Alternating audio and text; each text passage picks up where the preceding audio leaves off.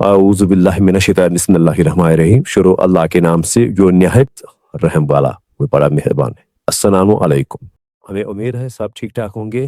तो आज हम अपने व्यूअर्स से एक कहानी शेयर करेंगे, जो कहानी एपिसोडों में आएगी।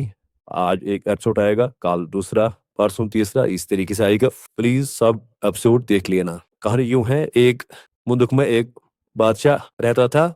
तो बादशाह की बड़ी सल्तनत थी। बादशाह के पास वजीर भी थे, तो दानिश्वर भी थे।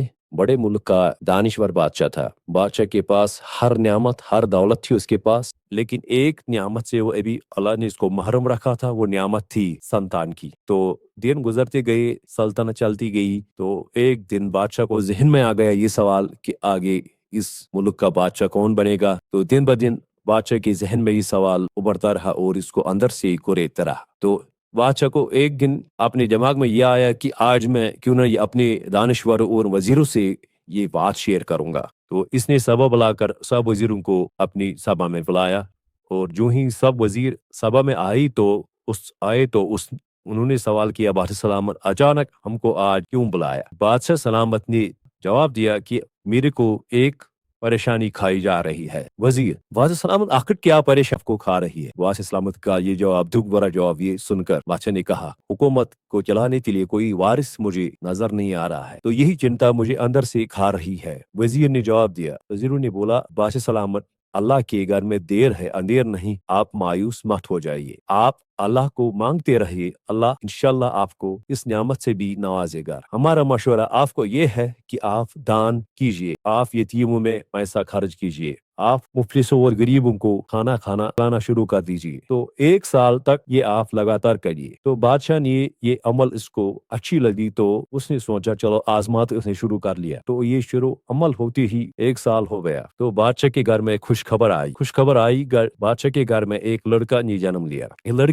लिया। तो ये लड़का बहुत खूबसूरत शहजादा जैसे परी का कोई नस्ल इसने जन्म लिया। ये अफसर का कोई बच्चा लगता था। तो बादशाह खुश हुआ। बादशाह के दिल में था, अगर लंगड़ा लोड़ा भी होता तो बादशाह को तस्लीम था, लेकिन अल्लाह ने इसको बहुत खूबसूरत हसीन जमील लड़का दे दिया। तो इसी खुशी में इसकी परवरिश करने लगे। खुशी खुशी में 12-13 साल गुजर गए। तो बच्चा जवान हो गया, थोड़ा इसने इस्लाम भी हासिल की और दुनियाई तालीम भी। तो बादशाह के जहन में सवाल आया शादी का। जो ही बादशाह ने अपने बच्चे को, अपने शहजादे को बुलाया अपने पास, बोला, बेटा मैं आपकी शादी करना चाहता हूँ। बेटे का जवाब ना में आया और टाल दिया। तो बादशाह थोड़ा गुस्से में आ गया। उसको अपनी बेगम ने समझाया, हुजूर जनाब, कोई बात नहीं, अभी छोटा है, समझ जाएगा। तो अगले साल बादशाह ने फिर से ये सवाल दोहराया। तो बादशाह ने ये बेटे को पूछा, मैं आपकी शादी करना चाहता हूँ। बेटे ने फिर ना में जवाब दिया। तो बादशाह को गुस्सा आया, इस गुस्ताख को मेरी नजरों से हटाओ, ये बादशाह की गुस्ताखी कर रहा है। तमाम लोग मेरा बात समझते हैं और मानते हैं, मैं बादशाह हूँ, लेकिन ये गुस्ताख है। तो वजीर ने कहा, ये मुझ पर छोड़िए, मैं इसको समझाता हूँ,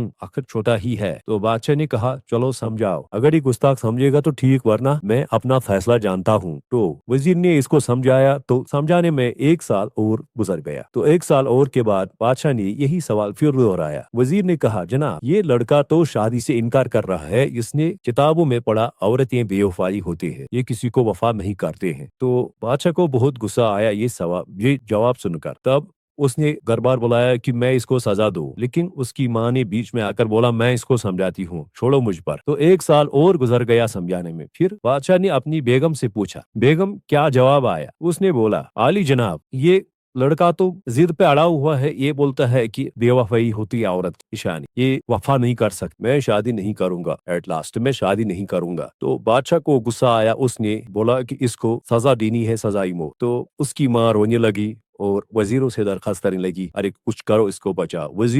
एक वजीर ने बोला, जनाब वाली, आप मुझ पर छोड़ दे, मैं इसको ऐसा सजा दूंगा कि उसको मौत के बराबर भी होगा और जीवन भी मिलेगा। कि अगर हम चाहते हैं कभी सुधरेगा, तो इसीलिए जीवन बोल रहा हूँ। तो बादशाह ने बोला, जो आप चाहे तो, लेकिन मेरी नजरों से दूर कर दो इस गुस्ताख को। तो वजीर ने बोला, अपने मुल्क के बाहर एक पुराना खंडर है, इसमें एक मकान है, इसको वही बंद कर दो, इसको 2 नौकर भी रख दो। लड़की ने जो ही सजा सुनी तो ये खुशी खुशी उसने ये सजा कबूल कर ली। इसको जैसी जन्नत मिल गई कि ऐसा ये महसूस कर रहा था। जब ये उस झोंपड़ी में पहुंचा तो किताबें भी इसने डिमांड की, कुछ किताबें दो मेरे को साथ। किताबें साथ लेकर इस पुराने खंडर में गया तो वहां खुशी खुशी बैठने लगा। एक रात लड़का सो रहा था लेकिन उसने लाइट चालू रखी थी। उस मकान के आंगन में एक पुराना कुआं था। उस कुएं में एक परी भी रहती। रात के 1 बजे जब परी बाहर घूमने निकली तो उसने जब कुएं से बाहर निकाला तो उसने मकान में रोशनी देखी। वो हैरान हो गई, इस मकान को आज रोशन किसने किया, चलो देख लें। वो अंदर गई तो उधर पलंग पे एक खूबसूरत सा नौजवान उसने देखा। उसने सोचा, अरे ये परीजात है कि या इंसानजात। इंसानजात में तो ऐसे खूबसूरत नहीं होती, लगता है परीजात। परी तो पूरी माइल हो गई इसकी खूबसूरती पर। तकरीबन आधा घंटा गुजरने के बाद परी वापस निकली, लेकिन दिल ने कहा वापस जा। लेकिन आखिरकार परी आसमान की तरफ उड़ने लगी। आसमान तक जो ही उड़ी तो वहां से आवाज आई। परी ने कहा, जनाब कौन है? उसने कहा, मैं एक जिन हूँ। परी ने कहा, आप कहाँ से आए हो? उसने कहा, मैं पड़ोसी मुल्क से आ रहा हूँ। तो परी ने कहा, अरे मैंने यहाँ एक मौजा देखना चाहोगे? जिन ने कहा, दिखा दीजिए।